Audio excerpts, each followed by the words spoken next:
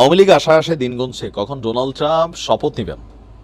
Even তিনি শপথ নেওয়ার পর বাংলাদেশ সম্পর্কে একটা বড় ধরনের ধাক্কা আসবে এরকম অ্যাক্টিভিটিস ভারতের কিছু রাজনৈতিক নেতা, পাশাপাশি ভারতে বসবাসকারী হিন্দু কমিউনিটির অনেক নেতা, তারা এগুলো নিয়ে কিন্তু আলাপ আলোচনা দিচ্ছেন। তো স্বাভাবিকভাবেই একটা টেনশন কাজ করছে যে বর্তমানে আমাদের এই সরকারের সাথে ট্রাম্পের যেই আভ্যন্তরীণ দূরত্ব ছিলটা এটার মেইন কারণ হচ্ছে রাজনৈতিকভাবে ডোনাল্ড ট্রাম্পের বিপরীতে যে ডেমোক্রেটিক দল ছিলেন, হিলারি ক্লিন্টন তার দলকে ফান্ডিং করেছিলেন আমাদের প্রধান উপদেষ্টা doctor Mohammad Yunus. Even Donald ট্রাম্পকে নিয়েও তিনি মাঝে মধ্যে নাকি কথা বলেছেন, আবার ট্রাম্পও নাকি ওনাকে নিয়ে একবার খোঁজ করছে।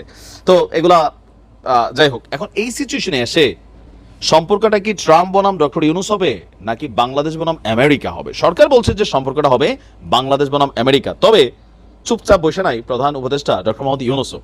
দর্শক, আমাদের প্রধান উপদেষ্টা অধ্যাপক মোহাম্মদ ইউনূস রিপাবলিকান পার্টির শীর্ষ নেতাদের দেশে গণতন্ত্র পুনরুদ্ধারে অন্তর্বর্তী সরকারের যে প্রচেষ্টা তা প্রত্যক্ষ করতে বাংলাদেশে সফরের আহ্বান জানিয়েছেন। আবারও লাইনটা রিপিট করি যে এই মুহূর্তে ডক্টর ইউনূসের সরকার গণতন্ত্রকে মানে রিসেটল করার জন্য যেই চেষ্টা চালাচ্ছে সেটাকে যেন ট্রাম্পের দলের নেতারা এসে রাজনৈতিকভাবে আমেরিকা সরকারকে ডাকে নাই, রিপাবলিকান দলের শীর্ষ নেতারা তারা যেন সেটাকে প্রত্যক্ষভাবে অবলোকন করেন, ইভেন বাংলাদেশের জন্য তারা সফরও করেন।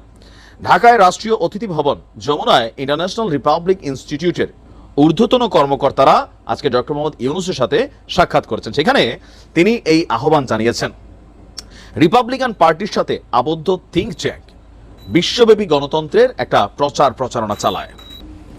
এখন এই আইআরআই যারা আসছে তারা হচ্ছে তারা বলছে যে চলমান সফরে রাজনীতিবিদ, তারপর হচ্ছে ছাত্রগোষ্ঠী, সুশীল সমাজের যারা কর্মকর্তা আছেন তাদের সাথে তারা বৈঠক করবেন, এমনকি অলরেডি বৈঠক করেছেন। অন্তর্বর্তী সংস্কারের উদ্যোগকে সমর্থন করা, বিশেষ করে এখন যখন দেশের মূল প্রতিষ্ঠানগুলোকে ঠিক করার জন্য সরকার ব্যাপকভাবে কাজ করছে, এগুলো সম্পর্কে এখানে আলোচনা হয়েছে। এখানে নানান ধরনের বক্তব্য হয়েছে। অধ্যাপক ইউনূস বলছেন এই মুহূর্তে তার সরকার গুরুত্বপূর্ণ সংস্কার করে নির্বাচন করবে। নির্বাচনের ট্রেন ইতিমধ্যেই স্টেশন ছেড়েছে এবং একটি নতুন নির্বাচন কমিশন সাধারণ নির্বাচনের জন্য মাঠ প্রস্তুত করবে। ইভেন তিনি এটাও জানিয়েছেন নবনির্বাচিত প্রেসিডেন্ট যে মার্কিন প্রেসিডেন্ট ডোনাল্ড ট্রাম্প প্রশাসনের সাথে বাংলাদেশ ঘনিষ্ঠভাবে কাজ করতে চায়। ছাত্র নেতৃত্বাধীন গণঅভ্যুত্থানের ফলে যে অভূতপূর্ব পরিবর্তনের সূচনা হয়েছে তা দেখার জন্য নিজের চোখে তিনি শীর্ষ রিপাবলিকান সিনেটর মানে ট্রাম্পের দলের শীর্ষ সিনেটর এবং কংগ্রেস সদস্যদের বাংলাদেশ সফরেও আমন্ত্রণ জানাবেন। এখানে বেশ কিছু আরো ঊর্ধ্বতন ব্যক্তিরা ছিলেন, তাদের সাথে কথোপকথন হয়েছে।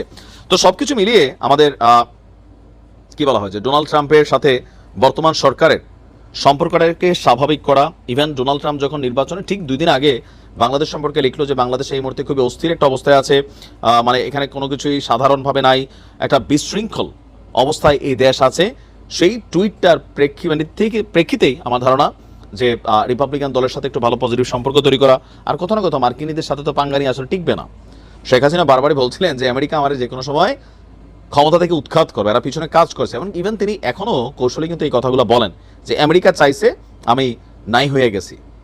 তো সবাই এটা মনে করে যে আমেরিকা যদি চায় তাহলে ডক্টর মোহাম্মদ ইউনূসকেও এই যে সরকারটা সেটাকে ফেলে দিতে পারে কূটনৈতিকভাবে, বা তারা বিভিন্ন যেভাবে তাদের মানে কি বলা হয় যে বহির্বিশ্বে পররাষ্ট্র নীতিগুলা কাজ করে।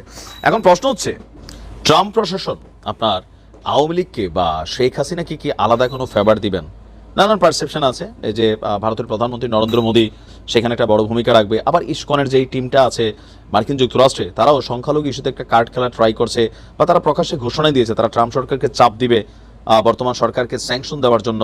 এরকম নানান ধরনের বক্তব্য কিন্তু এখানে চলে আসছে। বাট সরকার বলছে মার্কিন মানে প্রেসিডেন্ট হিসেবে যেই থাকুক সমস্যা নাই, কারণ বাংলাদেশ এবং আমেরিকার মধ্যে যে সম্পর্ক রাষ্ট্র টু রাষ্ট্র সেটা পারফেক্ট থাকবে। ইভেন রিপাবলিকান পার্টির অনেক সিনিয়র বা ধরেন যারা এই মুহূর্তে সিনেটর আছে, নেতা আছে, সেখানেও ডক্টর মোহাম্মদ ইউনূসের অনেক বন্ধু আছে, মিত্র আছে। সো যেগুলো আশঙ্কা করা হচ্ছে সেগুলো নিয়ে টেনশন নাই।